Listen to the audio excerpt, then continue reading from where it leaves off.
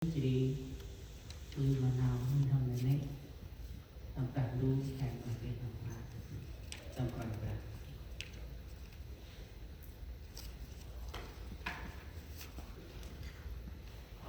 Đây sai tầm rôm chất yang chương 8 câu 32 nói như thế này: các ngươi sẽ biết chân lý và chân lý sẽ giải phóng các ngươi. Hay sao nằm ngăn để tìm của nó là nằm ngăn ta là hãy kích nào ngăn mà không hay là nào ngăn nào là nên nào là nè không bự nào là dùng nơi ai chỉ nào là nè nào là nè ăn bự chỉ là Giêsu nào là nè ta là hãy từ prap nào là nè ăn không bự nào là nè clay tăng ra clay đó là hai một cái việc prap chỉ nào cần dùng người không bự một đầu kia tiền quả cho nó cần đủ tương tiền quả đó là hai ở trong là ấp con puli là hay là trong gà ruột là gà teri là đang con puli mất cái toàn quả ấp con puli tu tiên một càng tu kể mà chui càng ấy kể mà tanh lợn qua lợn mà không kể càng ấy còn cô ninh là còn ấp chui rồi còn không cái ấp lại cái nó mơ càng tu bởi tí càng tu hay là không cái jadi hay sao con cô ninh là chui nào cho mà còn chui độc chui độc rì chui cái độc phải quét lên ông nghe phim cái quay lên lao một cần đu để mà bự nè trong thôi dưới đây hay sai là làm nó bự trong ông nô hay vùng cho hai tập gần ăn hay kích nào ngân ấy chính là ăn hay kích nào cần đủ ngờ ăn hay kích ăn hay kích chỉ đi không bự ăn hay răng chỉ ăn hay yêu nên chính nào nên chỉ cần dùng ếch chỉ lách từ đây chỉ mà quá hẹp bằng mà quá hẹp nào cần dùng nên là quá hẹp jadi hay sai play thì nào cần dùng chỉ thấy trong khung cho phải là cần ăn hay kích nào hết ăn hay nước thì nào hết trong phải ra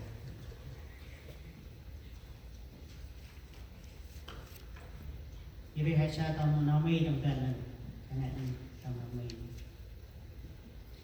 and you shall know the truth, and the truth shall make you free. Free hay sao? Hãy cứu tăng tăng tu hãy đọc hãy ở im mùa free là hãy ở free. Đó là hãy ở riết tăng vai sát chỉ hãy ở cứu tăng đang đâu ở mà bự cứu mà hay là điều khiển hãy rồi hết điều khiển hãy rồi mấy điều khiển hãy bằng một anh hãy free đó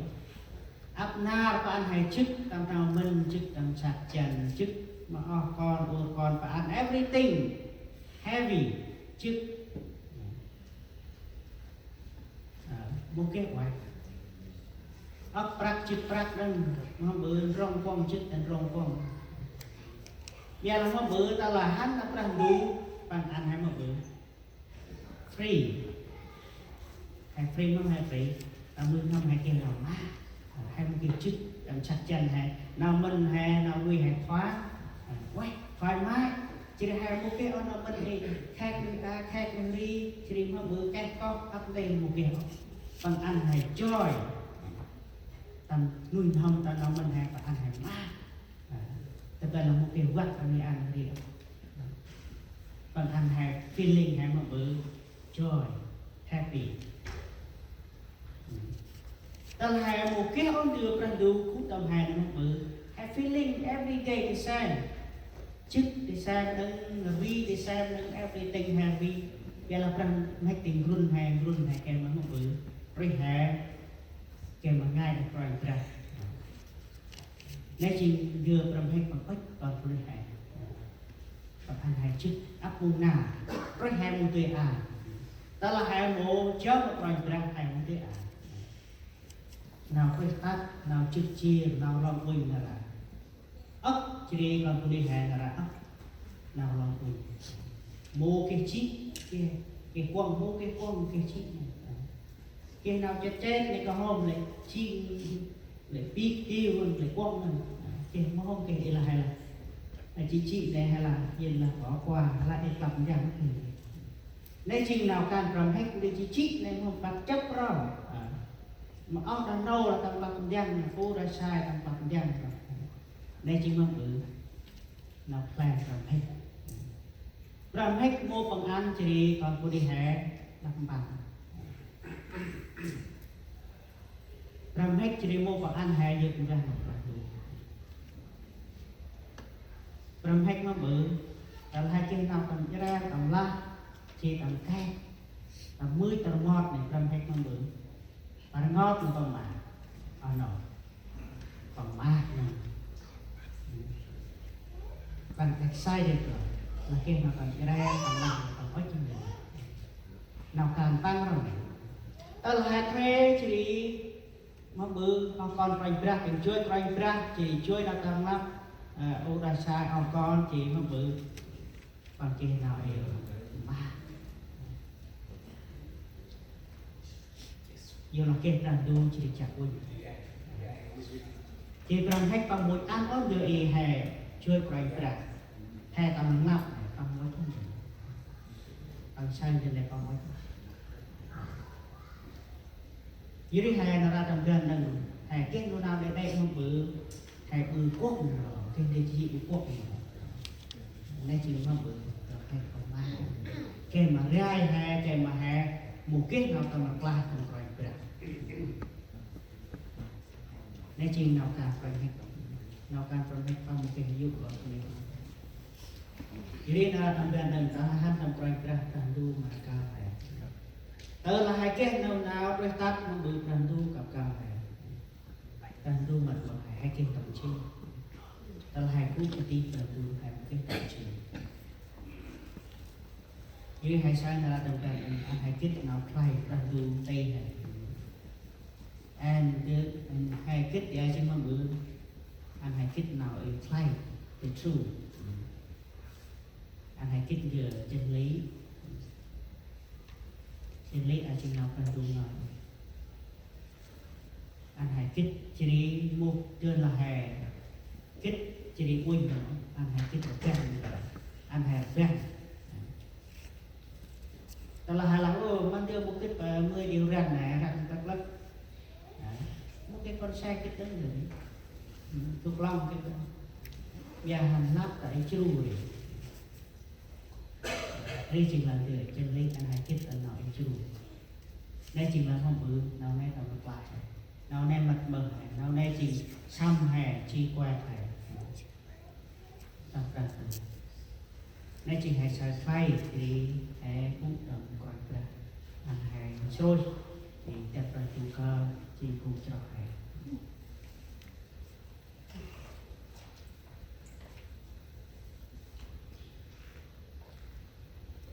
như hai bên là chưa phai trong bên này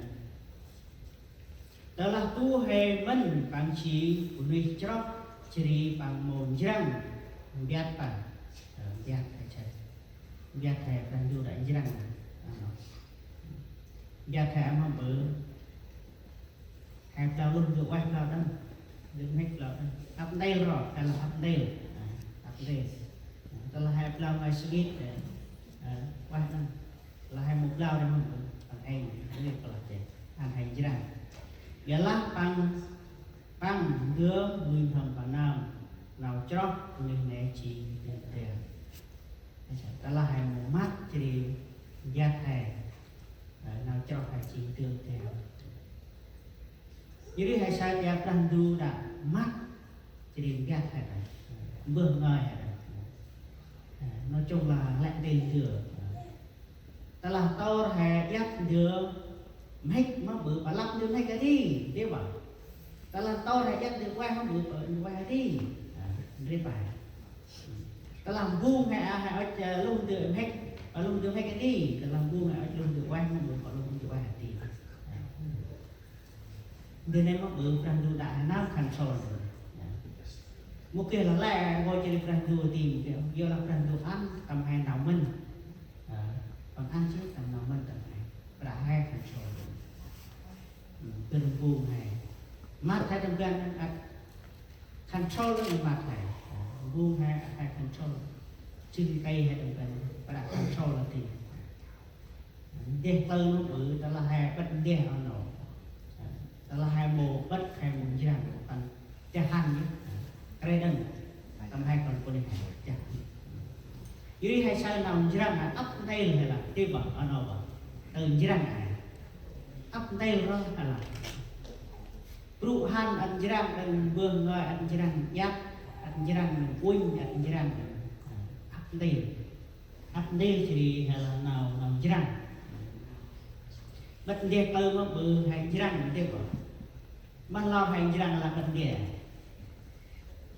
đây là chỉ là hệ win friend thì hãy dùng home cáo tiếp bảo chỉ hệ win from hay cho đến cho expect rồi tiếp bảo hệ win hệ tay hệ win đó là hệ một win nhưng mà còn là cái nào phức tạp như nào chỉ là up đây là lại chỉ vương nơi chỉ mà ông nô chỉ hệ vương nơi mà con xe chúng ta hay chỉ là con xe là hai một lần ngay không bự có cái bọc lan hay có cái xoay hay là hai một lần con xe một lần dưới lạnh đưa hai ngày phần không bự hay chỉ là gì